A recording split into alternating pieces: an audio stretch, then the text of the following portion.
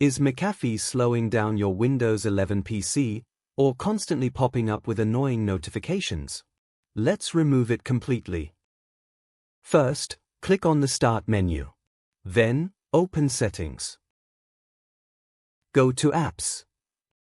And then select Installed Apps.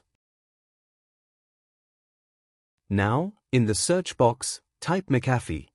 You may see multiple McAfee programs. We should uninstall all of them, one by one. Click the three dots next to McAfee. Then select Uninstall, and click Uninstall again to confirm. It may take a few minutes, so be patient until it finishes. Repeat these steps for each McAfee app listed.